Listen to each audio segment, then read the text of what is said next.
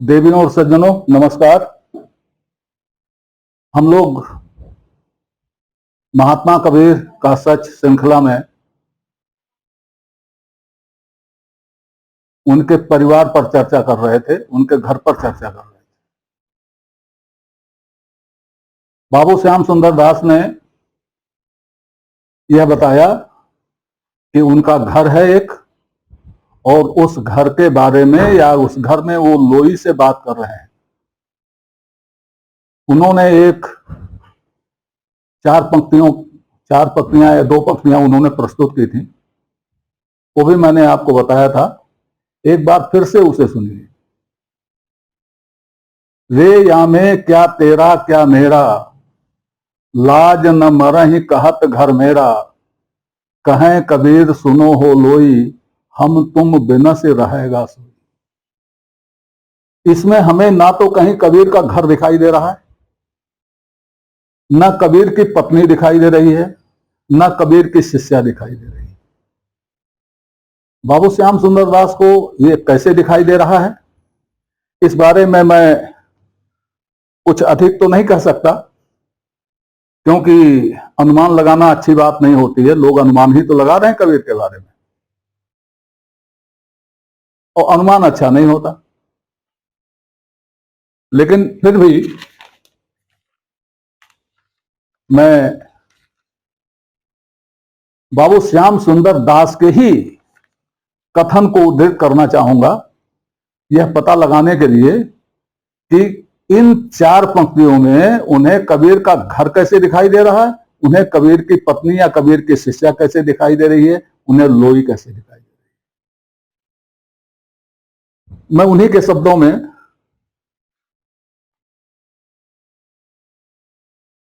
बताना चाहूंगा।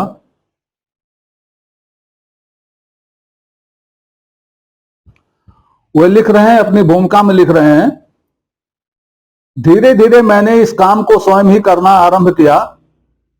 संवत 1983 के भाद्रपद मास में बहुत बीमार पड़ जाने तथा लगभग 2 वर्ष तक निरंतर अस्वस्थ रहने और गृहस्थी संबंधी अनेक दुर्घटनाओं और आपत्तियों के कारण मैं यह कार्य शीघ्रता पूर्वक न कर सका। बीच बीच में जब तब अन्य झंझटों से कुछ समय मिला और शरीर ने कुछ कार्य करने में समर्थता प्रकटी, तब तब मैं यह कार्य करता रहा। ईश्वर की कृपा है कि यह कार्य अब समाप्त हो गया। इसी में आगे वो लिखते हैं कि कैसे कैसे उनके शिष्यों में से भी कुछ वादा करके भी दूर चले गए, और इसी में वो लिखते हैं कि भूमिका के लिए और प्रस्तावना के लिए सामग्री उनके शिष्य ने संकलित किया। वे अपनी भूमिका में यह भी लिखते हैं कि मैंने पांडुलिपि में कोई परिवर्तन नहीं किया है, कोई संशोधन नहीं किया है, अर्थात जैसे पांडुलिपि थी वैसे ही रख दिया है। बड़ी अच्छी बात किया उन्होंने। लेकिन इसके अलावा भी संपादन के और भी कार्य थे। क्या उसे उन्होंने ठीक से किया? पहला कार्य तो होना चाहिए था कि वो पूरी पांडुलिपि को पढ़ते। मेरा दावा है कि उन्होंने पूरी पांडुलिपि को नहीं पढ़ा और शिष्य द्वारा संकलित किए गए विषयों पर उन्होंने संकलन के आधार पर अपना मत दे दिया। वही कारण है कि इन चार पंक्तियों में हमें या किसी को कबीर का घर नहीं दिखाई दे सकता, कबीर की पत्नी नहीं दिखाई दे सकती, कबीर की शिष्या नहीं दिखाई दे सकती। एक बार फिर ध्यान दीजिएगा, मैंने कहा था कि इसमें संबोधन रे से है, और एक बार नहीं 2 बार है, रे रे। तो यह रे पुल्लिंग का संबोधन है, स्त्रीलिंग का संबोधन नहीं है। इसलिए जिसको संबोधित किया गया है, अर्थात जो लोई है, वह स्त्रीलिंग नहीं हो सकती। लोई शब्द स्त्रीलिंग नहीं हो सकता। अगर लोई शब्द स्त्रीलिंग होता तो संबोधन रे ना होता। दूसरे, क्रिया मरहि शब्द है इसमें, मरे ही, जाहिर है बहुवचन है। अगर एक वचन होता तो मर ही होता, या मरत ही होता, या मरस ही होता। दिक्कत कहां है? दिक्कत यहां है, हमें आश्चर्य होता है कि वाराणसी में ही रहकर, काशी में ही रहकर इस पांडुलिपि का पठन पाठन और संपादन हुआ है। बाबू श्याम सुंदर दास वाराणसी के ही प्रोडक्ट हैं। उनको बनारस के आसपास की भाषा तब तक क्यों समझ में नहीं आई, और बनारस के आसपास की भाषा ना समझ में आई होती कोई बात नहीं थी। जो पुरानी पुस्तकें उनके सामने थी, रही होंगी या होनी चाहिए थी, उनकी भाषा क्यों समझ में नहीं आई? उन्होंने शब्दकोश क्यों नहीं देखा? यह बात मैं आगे भी कहूंगा किसी और उसमें, कि उन्होंने कहीं किसी से कंसल्ट नहीं किया। विद्वान किसी दूसरे से कंसल्ट क्यों करेगा? अब मैं आपको लोई शब्द के अर्थ बताता हूं शब्दकोश से। शब्दकोश के अनुसार लोई शब्द स्त्रीलिंग भी है और पुल्लिंग भी है। जहां लोई शब्द स्त्रीलिंग होता है वहां उसका अर्थ होता है स्त्री, प्रभा, ज्योति, या गूंथा हुआ आटा का पिंड, या मोटी चद्दर ऊन वाली। इतने अर्थ लोई के होते हैं जब वो स्त्रीलिंग में होता है। और यह सारे शब्द, ये लोई शब्द जो है, ये संस्कृत से उत्पन्न है, ये संस्कृत से प्राकृत हुआ है। उत्पत्ति इसकी संस्कृत ही है। तो ये तीन अर्थ, स्त्रीलिंग लोई के तीन अर्थ हैं। इसमें से कोई भी अर्थ इस पद में लागू नहीं होता। हां, एक बात हो सकती है कि भाई किसी का नाम तो लोई हो सकता है, लोई शब्द के माने तो अलग हुए, लेकिन किसी का नाम तो लोई हो सकता है, ठीक है। लेकिन अगर किसी का नाम लोई होगा तो उसके लिए रे नहीं कहा जाएगा, री कहा जाएगा। और किसी का नाम लोई होगा तो उसके लिए, चूंकि एक वचन है, इसलिए उसके लिए मरस या मरत होगा, मरा ही नहीं होगा। व्याख्या करने में या अर्थ करने में अगर व्याकरण नहीं देखा गया तो कुछ नहीं देखा गया, व्यक्ति नहीं देखा गया तो कुछ नहीं देखा गया, शब्द शक्तियां नहीं देखी गई तो कुछ नहीं देखी गई। मुझे यह कहने में कोई दिक्कत नहीं है कि यह निष्कर्ष निकालने में ऐसा कुछ भी नहीं देखा गया। लोई शब्द ऐसा नहीं है कि खाली इसी एक पद में प्रयुक्त हुआ है। लोई शब्द कबीर ने कई कई पदों में प्रयुक्त किया है, और यह प्रयोग उनका कबीर ग्रंथावली में भी मिलता है और बीजक में भी मिलता है। इसके बारे में अभी आगे बताऊंगा। पहले तो आप यह देख लीजिए, जैसा कि मैंने पहले बता चुका हूं, कि कैसी बलखाती हुई, इठलाती हुई बातें हमारे विद्वान करते हैं। पहले मैंने बताया था, प्रायः कहा जाता है, सुना जाता है, ऐसी मान्यता है कि इस शब्द को आगे कर दीजिए, इस वाक्यांश को, उसके बाद जो भी चाहिए, हाथी घोड़ा जो भी चाहिए लिख दीजिए, क्योंकि लोग कहते हैं इसका कोई प्रमाण नहीं है, ना इससे इनकार किया जा सकता, ना इसे स्वीकार किया जा सकता है, तो जो भी चाहो वो कह दो। अभी आगे देखिए वो किस प्रकार की अटखेलियां खेल रहे हैं उन्हीं के शब्दों में।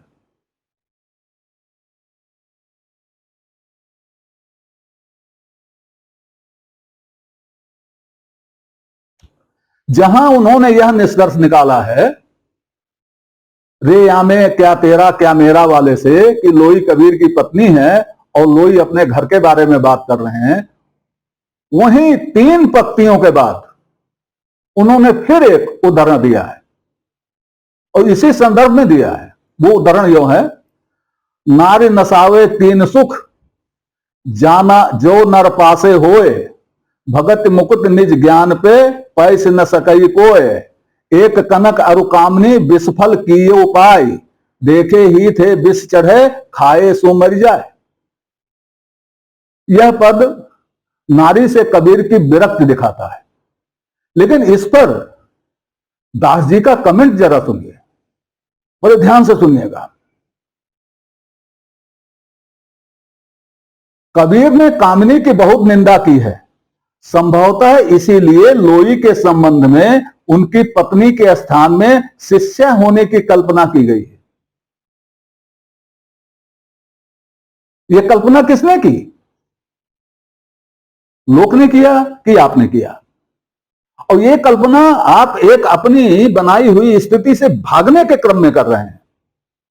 आप लोई को पत्नी कह रहे हैं, लेकिन यह पद देखने के बाद में आपको यह होता है कि लोई पत्नी नहीं हो सकती, क्योंकि कबीर तो कनक कामनी से बहुत चिढ़ते थे, तो इसलिए पत्नी नहीं हो सकती, वो उसकी शिष्या रही होगी। लीजिए, अब पत्नी और शिष्या, अभी आप अनुगामिनी भी देखेंगे। ये अटखेलियां खाते हैं हमारे विद्वान किसी बात को साबित करने के लिए। तो आगे वो क्या कहते हैं, इसको ध्यान में सुनिएगा। परंतु कामनी कांचन की निंदा के उनके वाक्य वैराग्य अवस्था के समझने चाहिए। मतलब शादी कर ली, पत्नी रख लिया, उसके बाद जब वैरागी हो गए तब ये बात कहने लगे, पहले ये बात नहीं कहते थे। वाह, यह अधिक संगत जान पड़ता है कि लोई कबीर की पत्नी थी, जो कबीर के विरक्त होकर नवीन पंथ चलाने पर उनकी अनुगामिनी हो गई। पहले गृहस्थ थे, कबीर उनकी पत्नी थी, चद्दर लोई बुनते थे, उसके बाद जब विरक्त हो गए तो पत्नी उनकी अनुगामिनी हो गई। अरे पत्नी तो अनुगामिनी होती ही है भाई, तो पत्नी उनकी अनुगामिनी हो गई और इन्होंने अलग पंथ चला लिया। अरे भाई, कबीर ने कभी पंथ तो चलाया ही नहीं, पंथ तो कबीर के बाद चला है, और इसमें कह रहे हैं नवीन पंथ चलाने पर उनकी अनुगामिनी हो गई। पत्नी थी, अनुगामिनी हो गई। कहते हैं कि लोई एक बनखंडी बैरागी की परिपालता कन्या थी। अब यहां भी कहते हैं ये कहते हैं कि पीछे आप हाथी चला दीजिए, कोई फर्क नहीं पड़ता। और आगे सुनिए, आप जो है चकित रह जाएंगे। कहते हैं कि लोई एक बनखंडी बैरागी की परिपालिता कन्या थी।